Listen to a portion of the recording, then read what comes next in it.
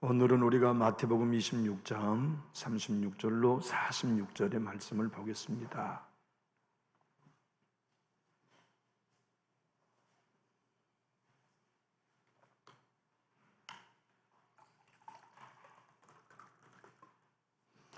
(36절) 말씀입니다. 이에 예수께서 제자들과 함께 겟세마네라는 곳에 이르러 제자들에게 이르시되 내가 저기 가서 기도할 동안에 너희는 여기 앉아 있으라 하시고,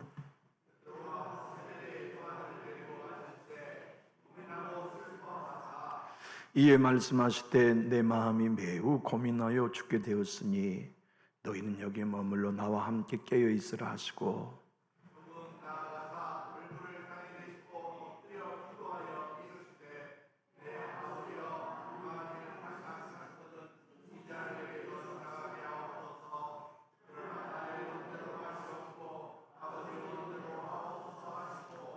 제자들에게 오사 그 자는 것을 보시고 베드로에게 말씀하시되 너희가 나와 함께 한 시간도 이렇게 깨어 있을 수 없더냐.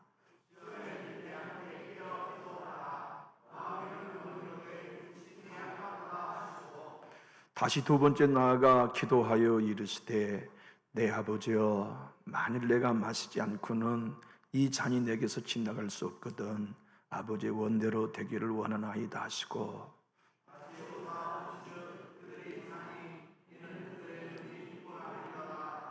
또 그들을 두시고 나아가 세 번째 같은 말씀으로 기도하신 후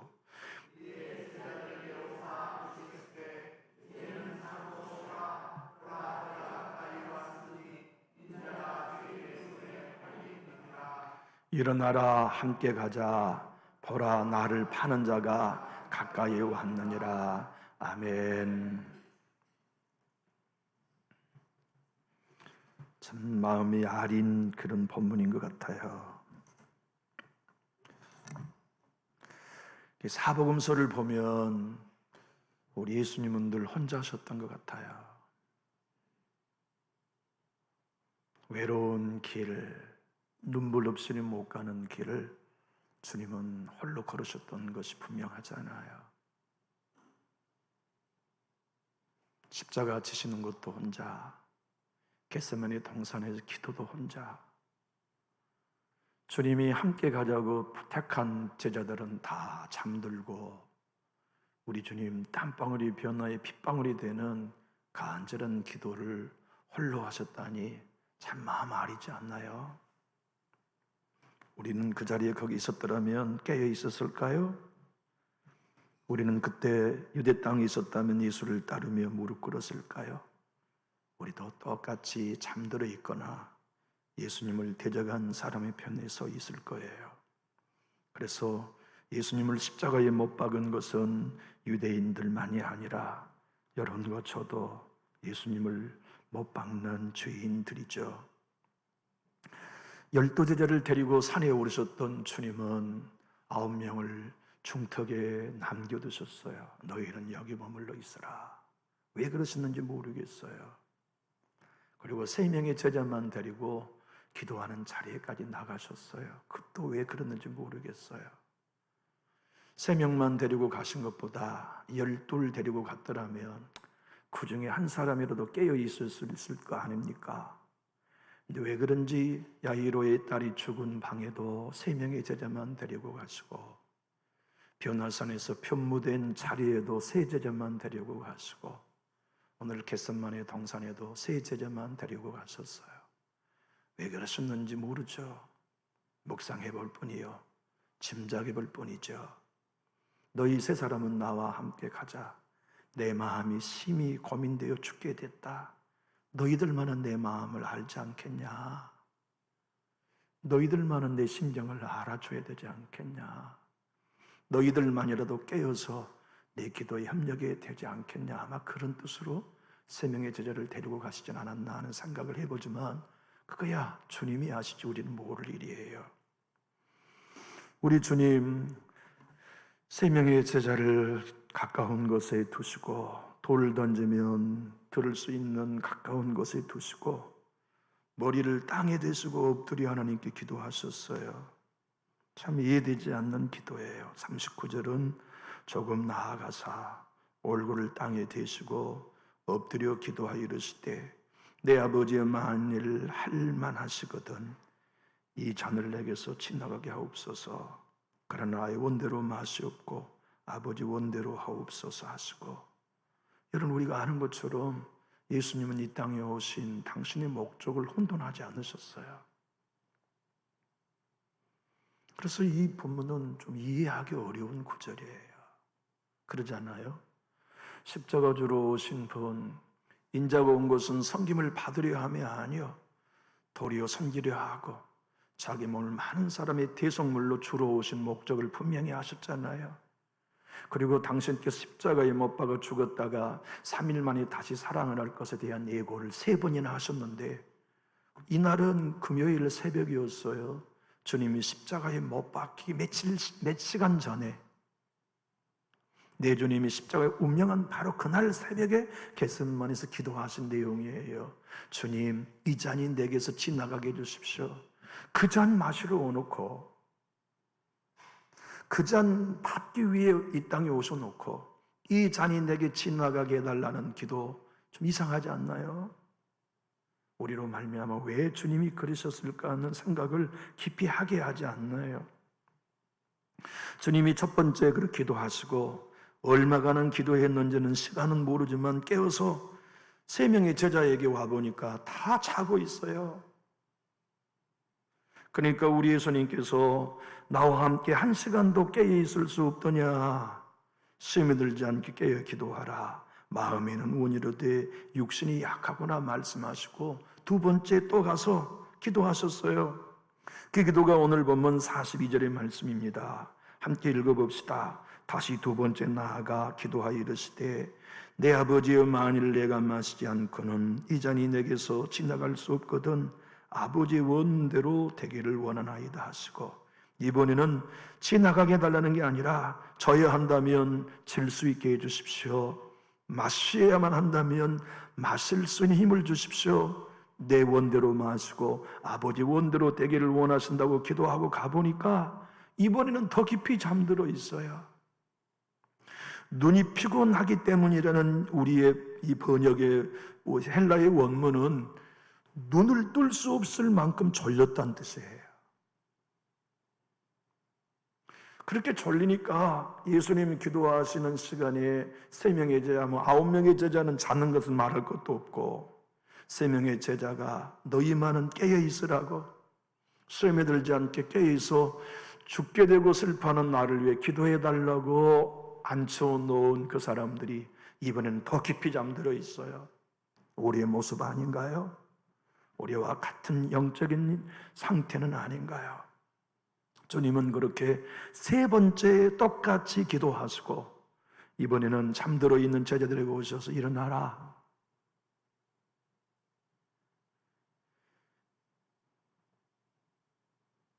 내가 죄인의 손에 팔릴 때가 됐다. 그런데 저 산등성에 횃불이 대낮처럼 비춰오더니 대제사장과 백성의 장로들이 보낸 군사들이 칼과 몽둥이 들고 예수님 앞에 왔어요. 맨 앞에 누가 서 있는지 여러분 아시죠? 주님이 가장 사랑했던 제자 가룟 유다가 맨 앞에 섰고, 오면서 군인들이랑 다 고노, 서로 암호를 다 주고받았어요. 내가 입맞춘 사람이 예수요, 그러니 당신들이 그놈 잡아다가 죽이셔. 그래서 가룟 유다가 예수님께 안부를 묻는 것처럼 입을 맞추고 주님을 넘겼어요. 죄인의 손에 팔리셨죠. 오늘 본문 53절로 54절을 우리 한번 읽어봅시다. 시작. 너는 내가 내 아버지께 구하여 지금 12군단 더 되는 천사를 보내시게 할 수 없는 줄로 아느냐? 내가 만일 그렇게 하면 이런 일이 있으리라 한 성경이 어떻게 이루어지겠느냐 하시더라. 이 말씀도 앞뒤가 안 맞는 기도처럼 보여요.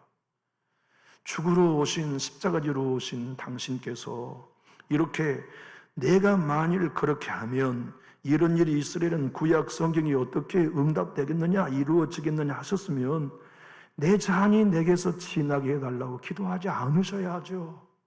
그러잖아요. 베드로가 화가 나가지고 칼을 뽑아가지고서 대상의 종의 귀를 탁 잘랐어요. 베드로답죠. 그 대상의 종의 이름은 말고예요. 귀가 뚝 떨어졌어요.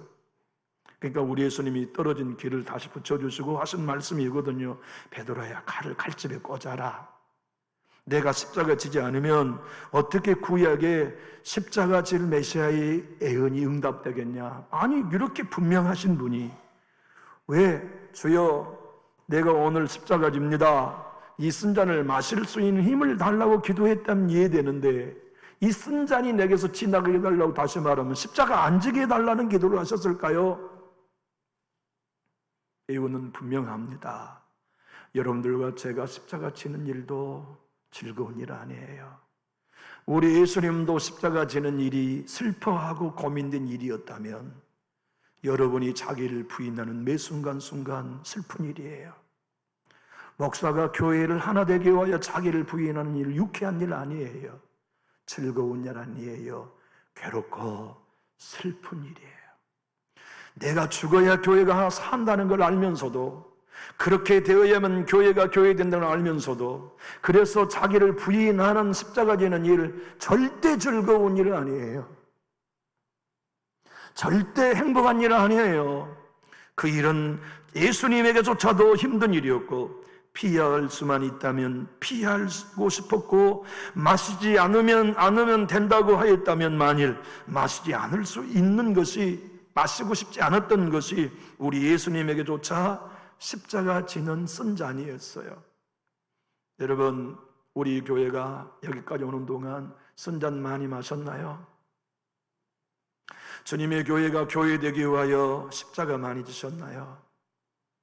아니, 지난 한 주간 여러분은 진정한 예수의 제자가 되기 위하여 자기를 부인하고 자기 십자가를 지는 일에 걸으셨나요?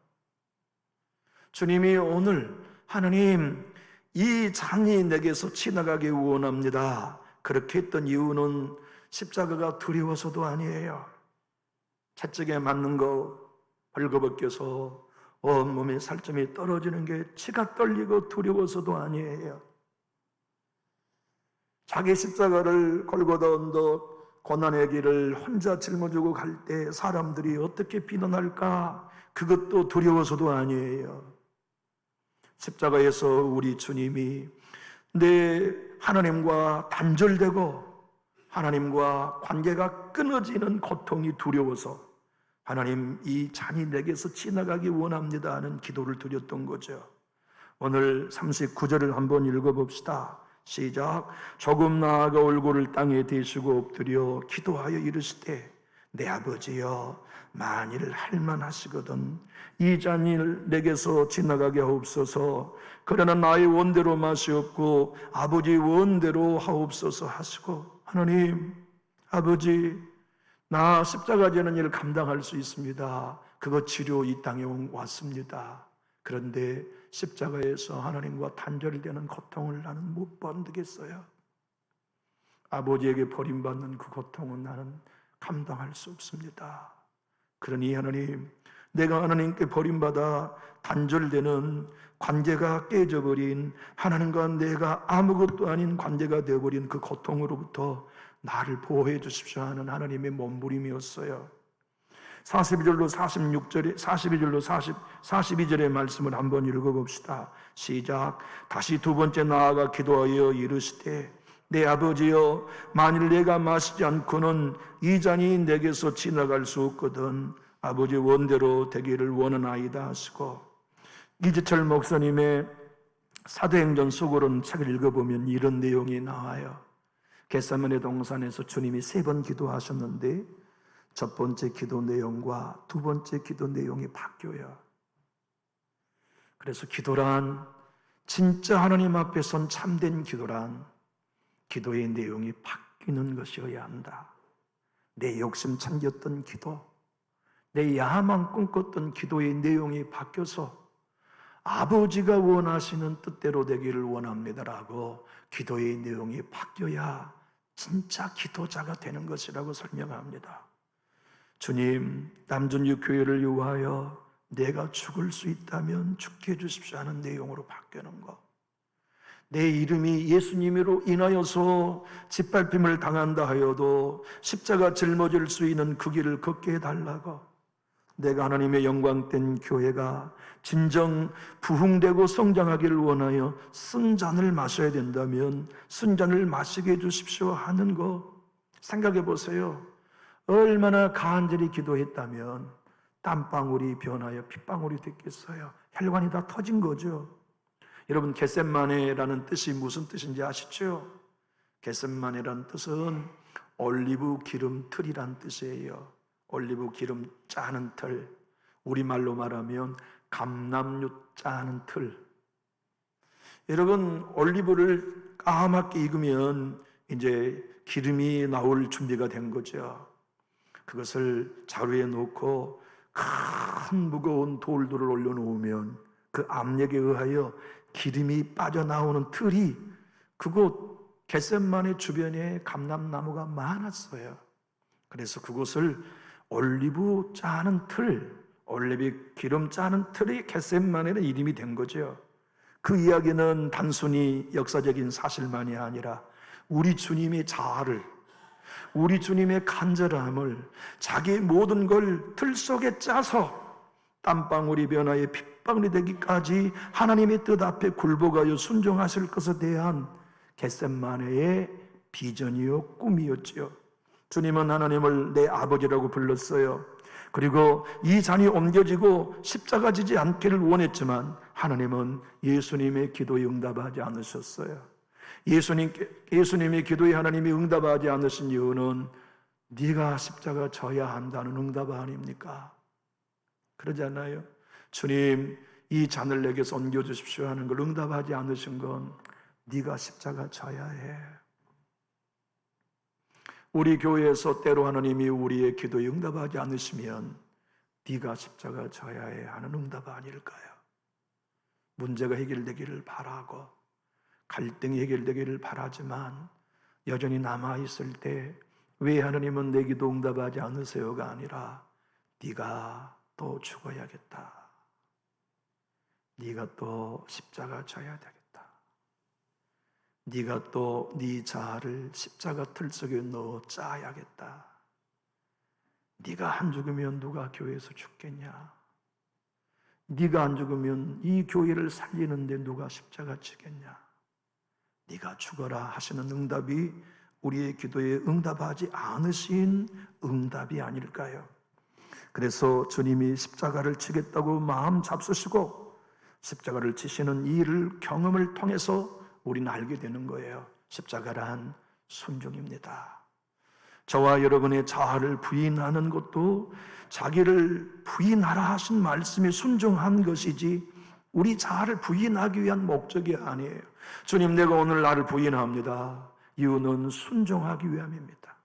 아버지 뜻을 따르는 일에 순종하고 내 원, 내 뜻 내려놓고 아버지 뜻에 순종하는 거, 여러분, 십자가 죽을 때까지 우리 기쁘지 않아요. 자기를 부인하는 거 제가 은퇴할 때까지 즐겁지 않아요.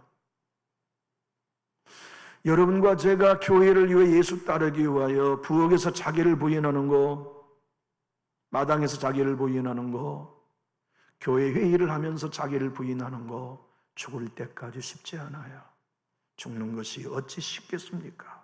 그것은 고통스럽고 수치스럽고 비하고 싶은 거예요. 그럼에도 불구하고 그 십자가의 쓴 잔을 마시는 건 아버지가 원하시기에 순종하며 마시는 거예요. 하나님이 기뻐하시기 때문에 맡겨주신 것이기 때문에 순종하여 짊어지는 것이죠. 내 주님은 죄인을 위하여 자기의 목숨을 내주러 오신 걸 알아요. 하늘 천상의 회의에서 아들아, 네가 내려가 십자가에 져야 되겠다. 네가 여자의 우선 성령으로 잉태된 아들로 세상에 가서 네가 노뱀처럼 십자가에 매달려 죽어야 율법의 모든 저주를 네가 담당해야 모든 백성 구원할 수 있지 않냐. 인생이 어찌 율법의 요구인 하나님의 의의를 성취할 수 있겠냐. 네가 사람의 몸을 입고 율법의 모든 말씀을 순종함으로 너를 믿는 자에게 하나님의 의의를 전가하는 일을 네가 해야 되겠다. 네가 십자가에서 모든 저주를 다 받고 진정 너를 믿는 모든 사람들로 말미암아 다시는 저주받지 않는 하나님의 의의 백성이 되게 만들어야 되겠다. 예, 아버지, 그렇게 하겠습니다 하고 오신 그분이 그럼에도 십자가의 쓴잔을 마시는 건 힘들었다고요. 그럼에도 자기를 부인하는 일은 힘들었어요. 하나님과 단절된 고통, 그것이 사망이요, 그것이 영적 죽음이기 때문에 엘리 엘리 라마 사막다니 어찌하여 나를 버리시나이까 하고 외쳤던 예수님의 몸부림은 그것이 곧 쓴 잔이었음을 마태복음 27장 46절은 증언해 주고 있어요. 우리 한번 읽어봅시다. 제9시쯤에 예수께서 크게 소리질러 이르시되 엘리 엘리 라마 사막다니 하시니 이는 곧 나의 하나님 어찌하여 나를 버리셨나이까 하는 뜻이라. 하나님과의 단절된 이 고통, 그것이 사망이에요. 여러분, 우리가 예수 밖에 있는 인생이 이미 심판을 받고 사망에 이르렀지만 우리는 심판받지 않고 사망에 이르지 않는 것이 곧 무엇이냐면 하나님과 단절된 고통에서 구원받은 거예요. 우리는 넘어져도 아버지와 우리의 관계는 유효해요. 우리가 온전하지 않을 때라도 하나님과 우리의 관계는 흔들리지 않아요. 왜냐하면 예수 십자가로 말미암아 구속받은 신분이기 때문에 그렇죠. 내가 힘들고 어려울 때 주님은 더 가까이 오시고, 내가 침체에 빠졌을 때 하나님은 더 큰 은혜를 주시고, 때를 따라 돕는 은혜를 주시어서 우리를 위하여 죽음을 맛보신 예수의 공로가 언제까지나 유효하게 하시죠. 여러분, 주님은 십자가에서요, 우리가 죽어야 할 사망을 미리 맛보셨어요. 사망을 맛본다는 게 뭐냐면 하나님과의 단절의 고통을 맛보셨다는 뜻이에요. 단순히 여러분 몸이 죽는 걸 사망이라고 성경은 말하지 않아요. 그건 죽음이나 잠들었다고 말하지, 사망이란 하나님과의 관계가 끝난 걸 사망이라고 그래요. 그래서 사망은 두 가지의 복합 명사입니다. 사, 육체가 죽는 것, 망, 하나님과의 관계가 단절된 것, 그게 지옥이에요. 지옥은 안 죽어요. 지옥은 꺼지지 않는 불 속에 영원히 사는 거예요. 천국과 지옥의 차이는 뭡니까? 불의 고통이 있느냐 없느냐가 아니라 하나님과의 관계가 유효한가 끊겼느냐의 차이예요. 사랑하는 교우 여러분, 예수님 안에 있다면 우리는 하나님과의 관계가 끝나지 않아요. 우리가 예수님 안에 머물러 있다면, 십자가 안에 있다면 우리는 하나님의 자녀의 신분이 변하지 않아요. 그래서 그 은혜 따라 저와 여러분이 살아가는데 주님이 십자가에서 사망을 맛보셨습니다. 다시 말합니다. 이 사망은 하나님과의 단절을 의미해요.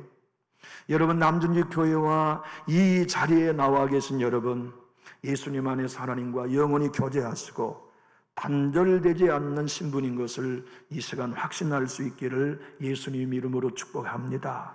히브리서 2장 9절이 이렇게 증언합니다. 함께 읽어봅시다. 오직 우리가 천사들보다 잠시 동안 못하게 하심을 입은 자, 곧 죽음의 고난을 받으심으로 말미암아 영광과 존귀로 관쓰신 예수를 보니, 이를 행하심은 하나님의 은혜로 말미암아 모든 사람을 위하여 무엇을 맛보려고 하심이라고요? 죽음을 맛보심이에요. 십자가에 단순히 운명한 것만이 아닙니다. 하나님과의 단절, 죽음, 사망을, 고통을 맛보신 거예요. 그래서 우리는 자유해요. 죽어도 죽지 않아요.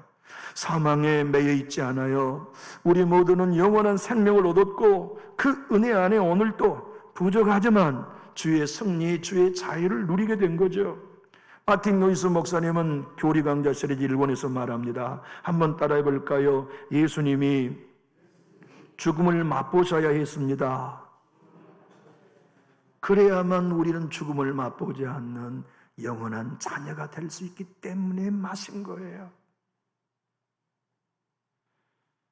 여러분들과 제가 예수를 바라보고 나를 보지 않는 것은 주님이 십자가에서 이루어놓으신 사실이 내가 부족하고 연약하지만 내 것이라는 걸 끝까지 붙들도록 바라보게 하시는 거예요. 자주 말씀합니다. 신앙은 나에게서 눈을 드는 거예요. 너에게서 눈을 드는 거예요. 그리고 목사도 성도 여러분도 예수 바라보는 거예요. 골고다 언덕에 계신 예수, 무덤에서 부활하신 예수, 성천의 하나님 보좌의 우편에 계신 예수, 다시 오실 예수, 내 안에 성령으로 와 계신 예수를 끊임없이 바라보고 그분이 이루어 놓으신 걸 내 거라고 확신하는 거예요. 그래서 믿음의 주요 온전케 하신 이 예수를 바라보는 거죠. 주님은 십자가에서 진정한 율법의 저주를 다 받으셨어요. 율법의 저주가 무엇인지 아시죠? 죄의 싹신 사망이 율법의 저주입니다. 그 저주인 사망의 고통을 우리 예수님이 십자가에서 다 담당하셨어요. 그래서 우리에게는 저주 없습니다. 우리에게는 심판 없어요. 우리에게는 영원한 생명이 보장됐는데 주님이 십자가 지신 일을 사도 바울은 갈라디아 3장 13절에 이렇게 증언하지요. 함께 읽어봅시다. 그리스도께서 우리를 위하여 저주를 받은 바 되사 율법의 저주에서 우리를 속량하셨으니 기록된 바 나무에 달린 자마다 저주 아래 있는 자라 하였습니다. 율법의 저주는 하나입니다. 죄 지었으면 죽어. 그런데 그 사망이 뭡니까? 안 죽은다니까요. 지옥에 있는 사람 안 죽어요. 지옥에 있는 사람들 여러분 안 죽습니다. 사망은 죽는 것이 아닙니다. 하나님과 영원히 단절이에요. 그걸 우리 주님이 십자가에서 율법의 저주, 죄의 싹신 사망을 대신 받으셨어요. 주무신 분 눈 떠보세요. 7명이 주무시는데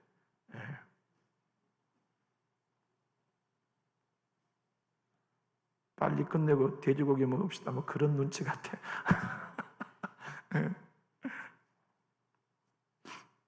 생각해 보세요. 우리 의로운가요? 사람과 사람 사이에서도 우리 의로운가요? 그렇지 않아요.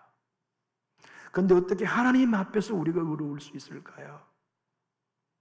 이유는 우리 행위 때문이 아니고 예수께서 십자가 흘린 피로 부활로 값없이 우리에게 덧입혀 주시는 은혜 아래 의가 된 거예요. 우리만 의로운 게 아닙니다. 모든 율법에 철저히 여러분과 저에게 죄 없다고 치자. 그래서 우리를 예수 믿으니까 이제 의인이라고 쳐주자. 이렇게 해서 하나님이 우리를 의인 되게 하신 게 아니에요. 저와 여러분이 율법의 저주인 사망을 반드시 지불해야 되는 거, 그것을 아들이 대신 십자가의 죽음을 맛봄으로 당신께서 우리가 져야 할, 우리가 맛보아야 할 사망, 율법의 저주를 예수님이 친히 담당하셨어요. 우리가 행위로 이룰 수 없는 하나님의 의를 예수님이 온전히 순종함으로 값없이 믿는 우리들에게 그 의를 전가시켜 준 거지요. 그래서 예수님은 반드시 십자가 지셔야만 했어요. 하나님과 단절된 고통을 지나서라도 그래야 황인석이가 의로워지고 여러분이 의로워지고 부족하고 아직도 죄인이며 연약하며 온수일지라도 예수 그리스도 안에 있다면 하나님의 의가 그 자의 것이 되었다는 것을 보장하시기 위해 주님은 십자가 지셔야만 했던 거예요. 로마서 3장이 그 사실을 이렇게 증언합니다. 25절 26절 한번 읽어봅시다. 시작. 이 예수를 하나님이 그의 피로써 믿음으로 말미암는 화목제물로 세우셨으니 이는 하나님께서 길이 참으시는 중에 전에 지은 죄를 간과하심으로 자기의 의로우심을 나타내려 함이니 곧 이때에 자기의 의로우심을 나타내사 자기도 의로우시며 또한 예수 믿는 자를 의롭다 하려 하심이라. 자기도 의롭다는 것이 무엇입니까? 율법의 1.1획도 어긋남이 없이 예수께서 다 담당했다는 뜻이에요. 그래야 우리 하나님이 의로우시죠. 그리고 더 놀라운 사실은 우리는 율법의 행위를 다 조촉하였을지라도 예수께서 우리의 저주를 대신 받으셨니 그를 믿는 자는 그의 피로 인하여 의롭다함을 얻는 이 복음 때문에 주님이 쓴 잔이었지만 마셨어요. 여러분 여기 25절을 다시 한번 읽어봅시다. 시작. 이 예수를 하나님이 그의 피로써 믿음으로 말미암는 화목제물로 세우셨으니 이 세우셨다는 단어가 무슨 뜻일까요? 하나님이 예수님을 화목제물로 세우셨다는 뜻이 무슨 뜻일까요? 십자가에 못 박았다는 뜻입니다. 노뱀을 쳐다본 자마다 다 사늘듯이 예수 십자가에 못 박힌 것 바라보면 너 누구롭다. 그 놀라운 사실을 위해 쓴 잔이지만 하나님과 단절된 고통을 지나 우리 주님이 순종의 십자가를 지셨어요. 여러분, 아담을 성경은 무슨 아담이라고 그래요? 김아담이라고 하지 않고 첫사람 아담이라고 그러잖아요. 우리 예수님을 무슨 아담이라고 그래요? 마지막 아담이라고 그래요. 그렇게 말하는 이유는 분명합니다. 첫사람 아담은 불순종함으로 그의 허리에 나온 모든 인생이 불순종의 자녀가 되고 사망에 놓이게 했지만, 마지막 아담 예수님은 순종함으로 그에게 속한 모든 인생을 살리는 우리 주님의 사역을 설명하기 위해서였어요. 여러분, 우리 예수님 안에 거해요. 부족하고 연약해도 내 주님 십자가의 복음을 믿고 우리도 예수 따라가요. 오늘 우리 교회가 47주년을 맞는 기념주일인데 우리 교회 정말 좋은 교회 돼야 되지 않나요? 아니, 여러분과 제가 진짜 예수 믿는 참 신앙인 돼야 되지 않나요? 그건 예수님 따라 자기 십자가 지는 거예요. 우리 이중표 목사님이 이곳 정읍에서 전도사로부터 오셔가지고 16년을 목회하셨어요. 그리고 이 정읍에서 목회할 때 얼마나 많은 어려움을 당하며 목회를 하셨대요. 근데 이중표 목사님이 나중에 서울에 가셔서 한신교회를 목회하면서 깨닫는 것이 있었어요.